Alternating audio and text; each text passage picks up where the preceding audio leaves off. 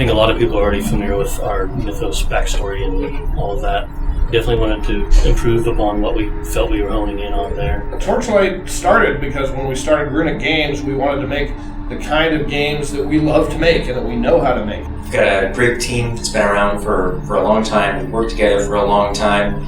We've got veterans from Diablo, Diablo 2, Mythos, Fate. Action RPGs are pretty much what we do, and we love making.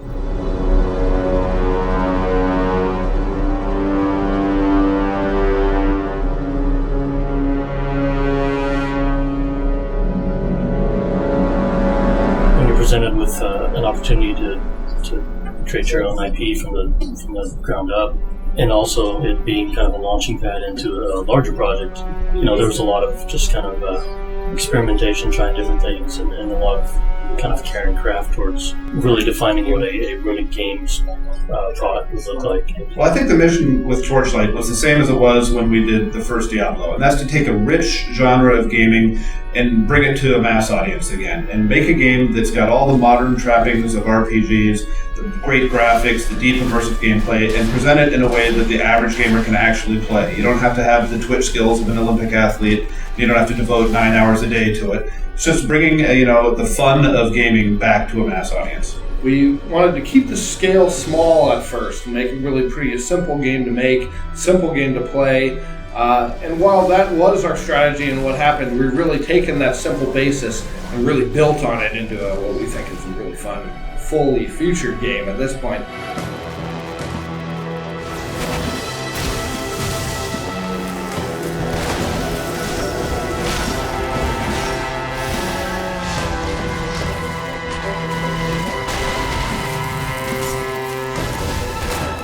The idea for Torchlight Story came from a lot of members of the team, and we've taken their ideas and molded them into a cohesive whole with a couple of different goals in mind. First, we want to establish our world and show what it's all about, what's the general flavor of it, who are our characters and what are their problems, how does magic work in our world, just all the establishing groundwork there, and to, of course, tell an interesting story that carries you through the game. You may still prove useful, however. The other major idea is that we don't want to get in the way of gameplay. Our game is very fast-paced, you're fighting lots of monsters at once, and you don't want to get bogged down in 20 minutes of cutscenes. I think in general we're really respectful of players' time. If you want to get in and play for 20 minutes, we want you to be able to do that. Say where you're at. We have a lot of convenience features that are really for playing the game and not wrestling with it. Not reinventing the wheel, so we had a lot of concepts already down. We don't have to figure out what's fun combat-wise. I think we know that at this point. I wanted to make our main quest line flow in such a way that you didn't really even know that you're doing a quest. When you think of the traditional MMO quest, when you get something from the quest giver and he tells you to go kill 10 wolves, and you do it, and then you come back to him. We didn't do that sort of thing. You run into the quest giver in the dungeon as you go along.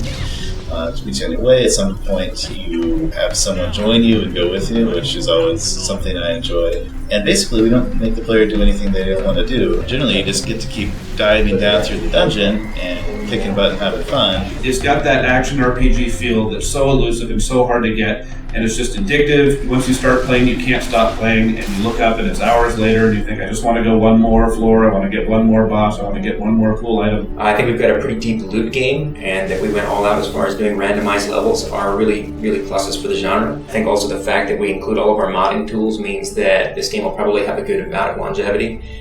People will be able to rebalance and alter the game substantially. People should be excited about Torchlight because it's finally a return to the action RPG genre that they know and love.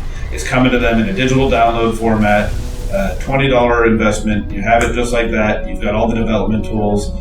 We think it really represents a great value. I'm still playing. I'm developing the game now, but I'm still playing like 24 hours a day, and I'm still happy and still having fun. So if I can still get excited about it, new players are going to have a great time.